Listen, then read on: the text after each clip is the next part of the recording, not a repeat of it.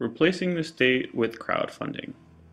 Crowdfunding is a finance mechanism that allows a group of people to voluntarily finance a project, activity, or product. The arrangement is based on an explicit binding contract between funder and fundee outlining what can be expected from the fundee, how much compensation they are requesting, and the approximate date of completion for the program, among other things. To date, crowdfunding has been used to finance music albums, tours, space telescopes, gadgets and doodads, community projects, and even microfinance in the developing world.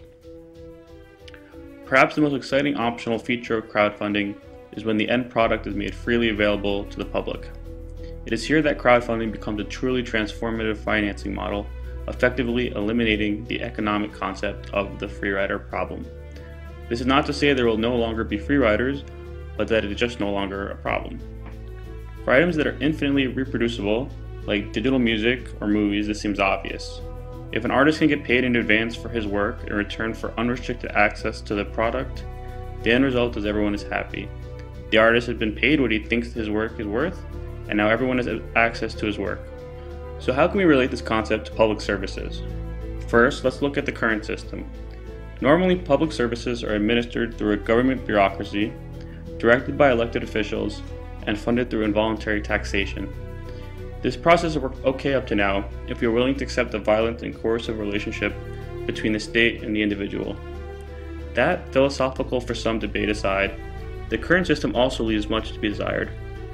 Given advances in communicative technology, there's some serious structural deficiencies in the system. Because elected officials act as a conduit to the will of their constituents, many voices are ultimately not heard.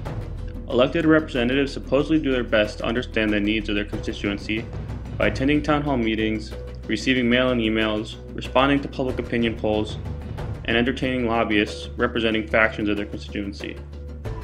This process for developing what is the wants of the people effectively creates a divisive battlefield where the stakeholders attempt to drown out their competitors' voices. Such a system is ripe for corruption and abuse. The taxpayer has a tremendously small say in the matter and must continue to pay their taxes regardless if they agree on what is being funded. They have almost no incentive to become informed about how their tax dollars are spent, as they can do very little to change the outcome. Let's compare this to one possible manifestation of a crowd-funded public sector.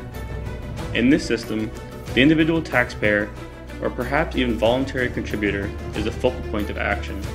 Unlike the current state-run system, it will ultimately be the decision of each individual what services they find worthwhile in funding. As a result, multiple different parties will vie for each individual's funding and/or support. This will include input from elected officials, lobbyists, the agencies and departments themselves, as well as from the media, friends, and family.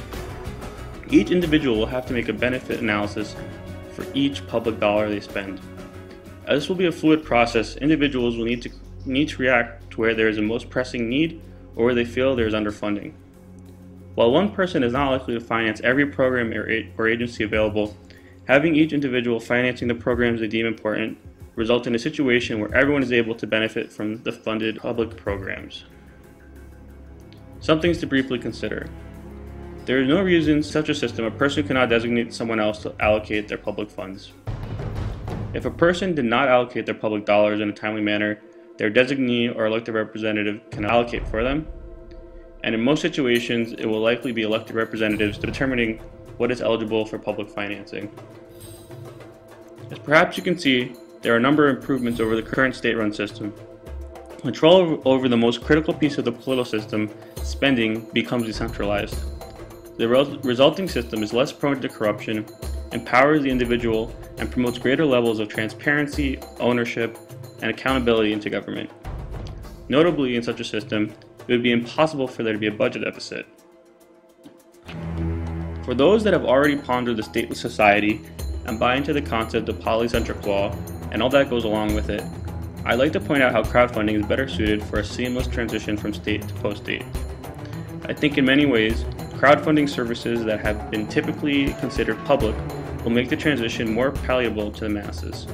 Let's take the example of the police or private defense company. The number one concern that you hear for those that consider a privatized police force is what happens to those that are too poor to afford protection. The concept for justice for all is deeply ingrained into the social fabric of society, and rightfully so. While it may be true that lower cost options as well as charity could likely be provided, it seems more in line with current sentiment and prevailing values that a crowdfunded option could best quench this fear. The benefits of the subscription model, such as consumer choice, improved service, and accountability, can all be had via the crowdfunding financing mechanism. The only difference is the services rendered will not be exclusively for those that finance the service, as long as the budget of the agency is met. Alright, that's all for today. I hope you find this idea interesting and promising, and please feel free to leave comments and feedback, and I'll get back to them as soon as I can. Thanks.